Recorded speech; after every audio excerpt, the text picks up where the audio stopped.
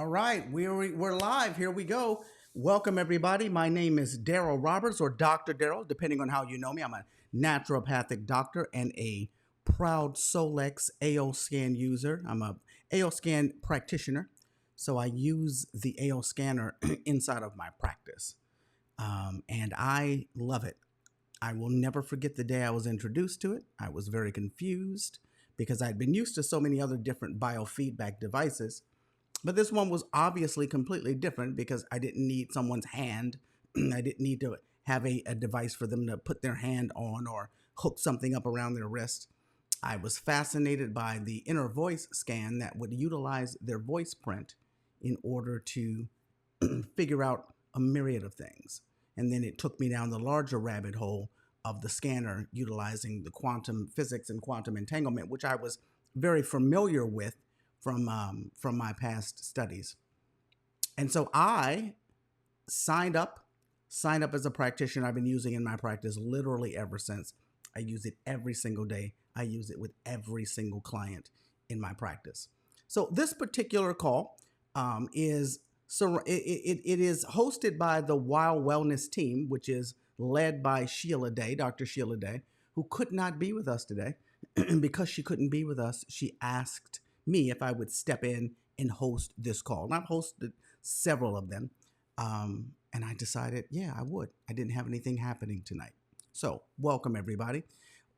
What we're doing here is giving testimonials, talking about the scanner, talking about the supplements, talking about the products, asking questions, getting clarity.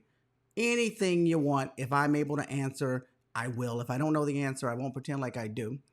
And if other people in here know the answer, they can. So let's just get started with some testimonial, some thought, some question. Who wants to kick us off? Who wants to start us off tonight with something to say about the AO scanner? All right, someone's asking about my volume being low. This is actually the second time I've heard that. Hold on, let me raise it over here and just see here.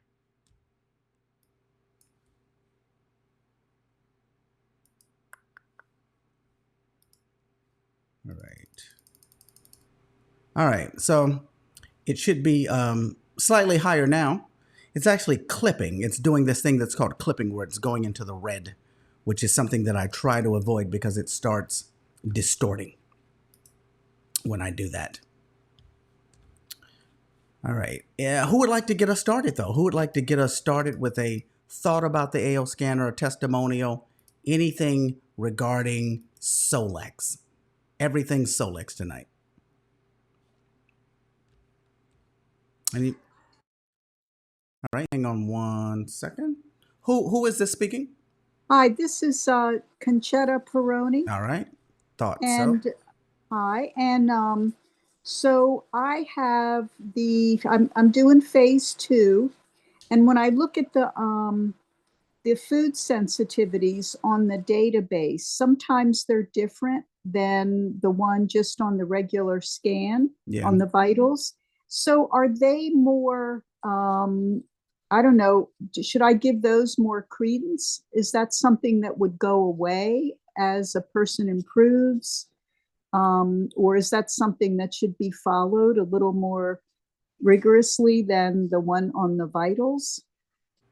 So when you're looking at the database, what you're looking at is you're looking at things as they show up. And this gets a little bit more in depth, but you're looking at things as they show up in relation to very specific things. When you're looking at the sensitivities inside of vitals, that's looking at the state of the frequency of your blood chemistry right then and there. When you're looking at the database, you're looking at causes. The short answer is, from my perspective, and there is no right or wrong on this, people. So if you're someone saying something different, they're utilizing the scanning system different. Everybody's going to have a different experience. And what you're looking at when you're looking at the database is you're looking at what has affected something else that's out of balance over time. So looking at the database is really researching for more deeper things, for more specific things. So the answer to your question really has more to do with what your goal is. If your goal is to simply find out what foods are not agreeing with you at a specific time, then the regular vitals is what you're going to want to pay attention to. If you are charting your vitals and you've already determined certain things that are out of balance and you want to look deeper as to what's making this thing out of balance, what's making this emotion out of balance, what's making this organ out of balance, then you start looking at the database, which shows you over time what stressors are stressing out a system that you've already determined is out of balance. So it's a complicated answer that I gave, and I know it seems like I did a delicate dance there, but from my perspective, what you're looking at with the database is where you're going much deeper, and when you're just trying to find out which foods are agreeing with you, the database is not where you want to be. You want to just be in the regular vitals. Does that make sense? Yeah, so let's just, for example, like if oxalic acid is showing up, does that mean that probably it's best to avoid those foods in general? Well, not necessarily, because you could do it in an hour and it won't show up. What it's telling you is that the frequency of the thing that's showing up is not matching your frequency at the moment. And so if it continues to show up day after day or 3 or 4 times out of the week and you're scanning every day, then what you're looking at is a situation where that particular thing isn't resonating with you often. But if something doesn't resonate with you one time, it's almost irrelevant because there's always going to be things that don't resonate with you perfectly at any time. Okay, thank you. You're welcome. All right. Who'd like to go next here? Ah, great. I heard my volume is better, so that's good. Come on, everyone. Don't be shy. Let's get it. Testimonial, question, thought, comment, something Solex related.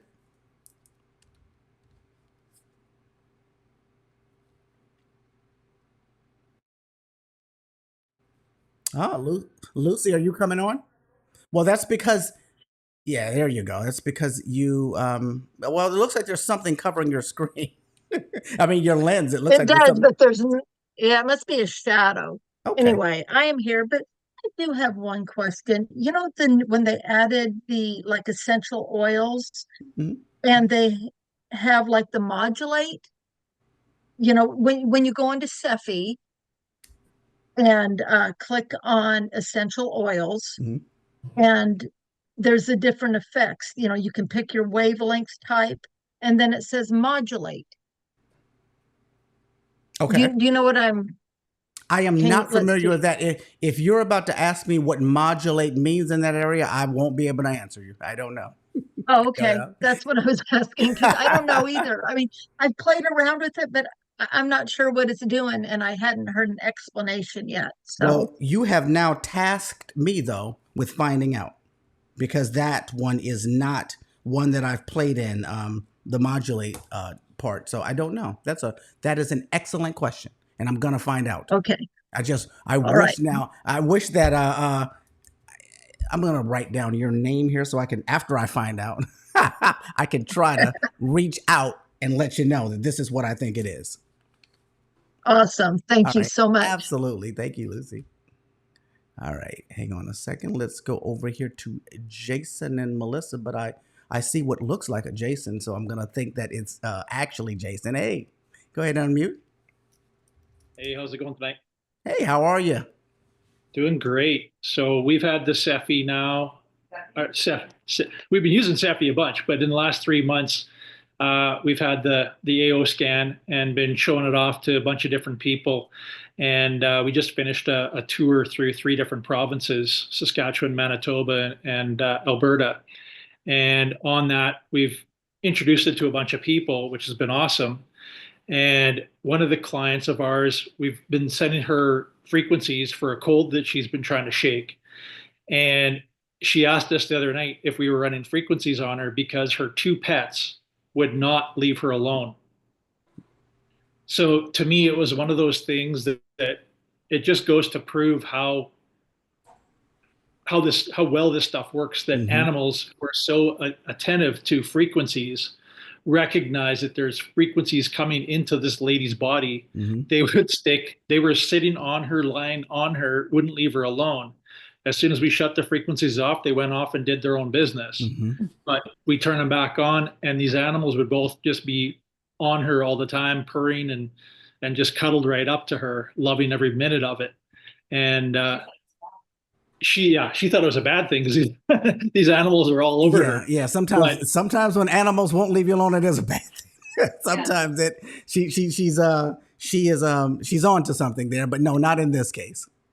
Yeah. So to me, it was one of those aha moments of here's another proof that it's going, when we start the frequencies on sending the Cephis to people, it's actually going to that person. Mm-hmm. And that person is getting the frequencies coming into their body because these animals are proving to everybody that it's actually working. Yeah. So it was really cool. I talk about animals in classes that I teach all the time, and I always tell people that all animals, they're not burdened by the stuff that we're burdened by. Since we don't know how to read frequencies and we don't see them as well, we have to depend on things like how a person sounds, how a person looks, how a person smells, what accent they have, and all of these various things. And I give the analogy of a dog park. And anybody who has a dog who's going to a dog park, they know that when one dog comes in, all of the dogs just come from everywhere and surround it, and they start exchanging frequencies. And they know immediately if they like one another. They know immediately if they hate one another. And if they don't like one another, the frequencies don't match, and they reconcile it almost immediately. You know, it might look terrible for a second, but they reconcile it. And the next thing you know, they're all on one frequency, and they're just all running off together and back and forth and playing, because animals operate off of frequency instinctually. And that means, and from that standpoint, they can recognize it. I strongly believe that as technology gets better, I don't think it's going to happen in my lifetime, but I think that we're going to, at some point, get some idea of how in tune these animals are to frequency. Like, we'll be able to somehow see how smart they actually are. And then, and won't we look silly thinking that they were just, inferior to us all this time? I say that all the time. Like, these animals are so much smarter, more in tune with frequency specifically than us humans that think we're so much smarter and grander than they are. Yep. Yeah. I mean, and on some level, we've known this for a while because animals do things like react before a storm comes. And, now that we have enough technology to see a storm coming, we don't look at it as much. But at one point, that's what people did. They looked at their animals and they watched the movement of their animals to know what was going to happen in the future, to know when danger was lurking a mile out, because the animal would change, because the animal would be able to sense the frequency. So the idea that they can know that this frequency is coming, they probably can just see it coming into the body. Yeah, it's pretty cool. We had another situation with another client who she came to us, and she was complaining about a stomach pain or a pain in like her abdomen area. Mm-hmm. And so we did a full body scan, did an easy scan on her, and through that we were able to identify it was her pancreas. It wasn't her stomach. She was thinking that she had a hiatal hernia, as were we, because she was having some concerns in that some of the results that she was having would compare to a hiatal hernia. And once doing the scan, we recognized it had something to do with the pancreas. Mm-hmm. My wife started running some frequencies on her pancreas, and the pain went away within seconds. Mm-hmm. Probably 20, 30 seconds, she identified, like, the pain stopped. Mm-hmm. And Melissa probably only ran the frequencies for a minute or two. Mm-hmm. And then we started doing some other stuff with her. And then she's like, that pain came back. And Melissa says, well, I stopped running the frequencies because we were doing something else. And so she started the frequencies up, let it run for a good hour. Mm-hmm. And we spoke to her a couple of days later, and she's like, yeah, the pain's been totally gone since the second time you started it. I thought you were still running frequencies. So it just shows, like, they got the 20-second, and you got the 2-minute, and you got the 5-minute and the 30-minute. You don't know what's going to work for each person or how long it's going to take to turn all those frequencies that require to turn. Mm-hmm. And so we typically run a frequency on a person until we hear otherwise, but like an hour or two at a time, and then give them a break. Mm-hmm. Any suggestions around that? How often to run or how long to run frequencies? Yeah, that what you're doing right now is really the same blueprint that I use. Meaning, I normally do it for about 20 to 30 minutes on people, unless they're dealing with something like that. If they're dealing with something like that, then I run it for an hour or two. And what people need to really grasp is when you're running frequencies, it's very much like doing homeopathy. You are giving the body information. You're reminding the body of a frequency that it's not operating on properly, and you're reminding it this is the frequency, and this should be, it's like a trigger. Refine this frequency, but the frequency is already in the person. So you're not giving them something that's not naturally in them. You're just reminding them that this is the channel or the station that I want you to focus in on for a while. And after it focuses in on it properly, then it will continue that frequency, or hopefully it'll continue to resonate that frequency right. So therefore you don't need the homeopathy anymore, or you don't need the Cepheid anymore. It's very much like when you're finding a radio station. You have to, in the old, days, we would turn the knob and we would have to get it just right. It would be a little scratchy and but when we got it really, really clear, as long as we didn't screw with it anymore, we could hear everything perfectly, because that's a frequency and you've tuned it into the right frequency. But all of the frequencies are in the dial of the radio to begin with. We're not giving it frequency. We're just tuning it in. And the same thing is happening with Cepheid. It's or homeopathy, or any of these frequency-based devices. We're giving the body, we're highlighting a frequency that the body already has, and saying for some reason this is not resonating well, but we're reminding you that this is it, and we want it to resonate well. So that's what I do. If somebody is experiencing something like what you're doing, what you described, I normally do it for about an hour or so, or until they stop feeling it, and then give them a break. If it's really, really bad, then I might just let it run all evening.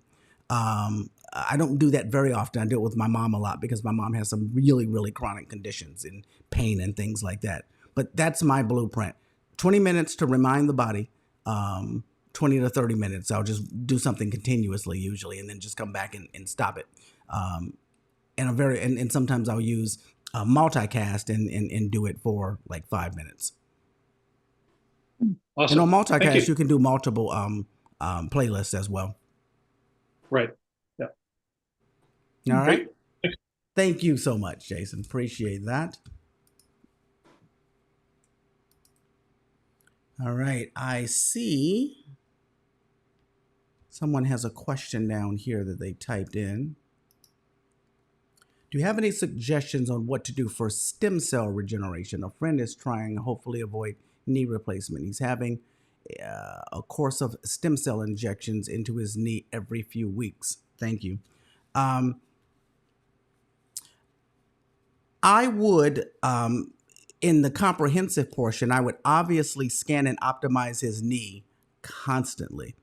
But I would run Cepheids that dealt with mitochondria and blood. I would be doing scan and optimizing. I would be re-optimizing often. But stem cell regeneration, we're looking at, that's a really deep and complicated situation. So in order to try to deal with that in any other sort of way, find yourself a good playlist, and I probably would use Cepheid dots on that particular area. So because you're constantly focused in on the knee. I don't know of any playlists though for stem cell regeneration. If anybody has any, go ahead and drop them in.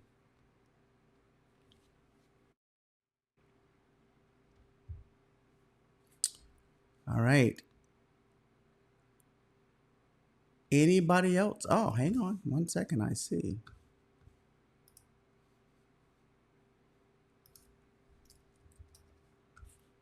All right, Polly, I see that you removed the Oh, hand I up. didn't mean to. You didn't mean to Yeah. remove it? No, it must have dropped on its own. Anyway, Okay. what I wanted to ask you, you mentioned when we're doing the Cepheid playlist, we can do 5 at a time. What happens if you were to have that running for, let's say, 4 hours? hmm let's say you put it on, you walked away because you went out and did something, you left it going, and you were supposed to be back, but then you didn't, and it ran for 4 or 5 hours. Would anything happen to that person that you broadcasted that to? Everything I'm about to say is theoretical because this is not something that you can give a definitive answer to. But theoretically, you could be interrupting with their body's natural ability to resonate that frequency on their own because you're constantly giving them the support. You're constantly giving it to them. Are you familiar with homeopathy? A little. Okay. I'm very new to Solex. I've only been on it since December 1st, and I'm still going through all the curves and trying to learn as much as I can. Understood. But so I wasn't sure how long we could run a playlist for. I mean, You can now run it. You can run it 24. You can run it for 24 hours if you'd like. The reason why I ask if you're familiar with homeopathy, most people, their introduction to homeopathy are homeopathic pellets, very similar to what I have in this little vial here. And what they'll do is they'll take a few and they'll put it underneath their tongue. And in about a half hour or so, there you go. In about a half hour ago, or a half hour or so, they might put a few more underneath their tongue and they'll continue this process and continue this process. But they don't put it under their tongue every second. They don't 1 minute and then 1 minute and 1 minute. And the reason that they don't do that is because what you're doing is you're giving the frequency to the body. You're allowing the body to resonate on that frequency. And if in about 20 or 30 minutes, the pain isn't subsiding or isn't going away, then you give it another gentle reminder and another gentle reminder. But if you were to do it constantly, it's like one dose and you're kind of wasting it. That's in this form of pellets, and that's the reason why people don't do it with pellets. You're not wasting anything when you're sending a Cephi, but you're still sending frequency, you're sending information to the body that in essence is trying to accomplish the same thing. So what you're trying to do when you send a Cephi, and even no matter how many lists it is, what you're doing is you're giving the body frequencies and reminding the body that these frequencies are the frequencies I'd like you to focus on and pay attention on in order to calm something or to have some goal. And if you continuously do it, then you're never really going to know whether the body is now resonating on that frequency on its own or if it's constantly getting the reminder. And if it's constantly getting the reminder, you set up a scenario where the moment someone feels something, they immediately think they need a new frequency and they're asking for it again and they're depending on it again. Now, if you're dealing with someone with chronic pain, that's a heavenly situation. If you are dealing with a different type of a situation, it could turn into an emotional addiction to the scanner that in some ways is helpful, but in other ways it could be not helpful. And I'm dealing with this right now with my mother. Every little pain that she has, she immediately wants to be zapped. In my house, we call it zapping. And she immediately wants to be zapped and she wants it to go all night long. And I'm trying to get her to understand that I want your body to resonate on this frequency so that we don't always depend on the scanner. The root answer to your question from my perspective is nothing negative or bad is going to happen to the person. You can't get too much of a frequency. When your body doesn't need the frequency anymore, it's now resonating on it and it has no effect. It won't harm, it won't help. But I'm looking a little bit deeper down the line when it comes to always sending frequencies. You could set up something else in that person. Okay, yeah, I understand. You want the body to work on Yeah. its own. It's the same with homeopathy. You wouldn't want to be on it for the rest of your life. You Correct. want it. Okay, gotcha. Thank you But so much. I do fear that sometimes we get stuck in that mode with the scanner. That now scanning and optimizing, that's a different story because what you're doing is finding what frequencies in the body are not resonating perfectly and fixing them like on the spot. And it is that, but that happens very quickly and it's done in a minute. And now you wait to see what goes back out of balance again. So the next day you scan and optimize again, and you're setting your body up to be able to call these frequencies out of itself when it needs it. So I don't want anybody to take what I say to mean that scanning and optimizing regularly is a bad thing, because it's not. Scanning and optimizing is constantly reminding the body of a myriad of frequencies that it might be having trouble with. So do you do that more on your clients than you do Cephi? Yes. I do a scan and optimization of vitals and comprehensive on them every single day, Just once a day? once a day. Okay. Once a day. And then I look for trends in that, because again, you can't really look at one scan and gain anything unless the person is experiencing something at the time. If the person's in pain, then their scan is alive at that point, because you're looking at the frequency, but now there's a manifestation already. And so Mhm. that you can then take one scan when somebody is experiencing something, because you have two sets of things happening. One, you know the person's experiencing something because they're telling you.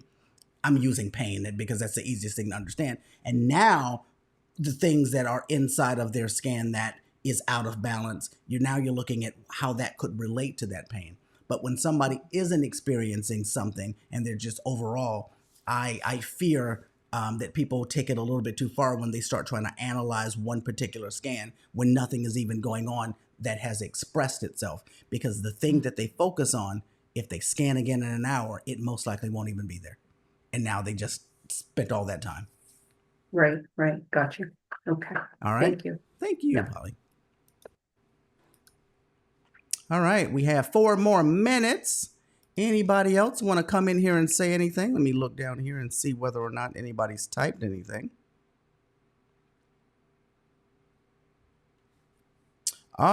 So going back to the stem cell injections are mainly for pain.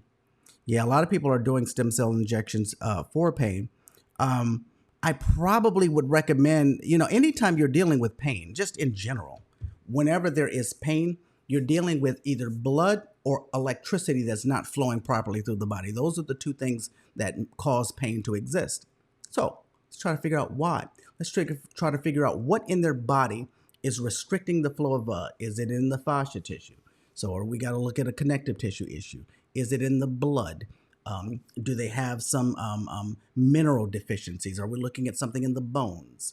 Let's try to figure out what's going on there so that we can support that system that is causing blood not to flow, that's causing electricity to not flow, that's causing bones to not formulate well with one another, and then start trying to support that particular system by scanning and optimizing. And in those situations, I'm constantly teaching about this, but in those situations, it might be a great idea to do a body systems scan often.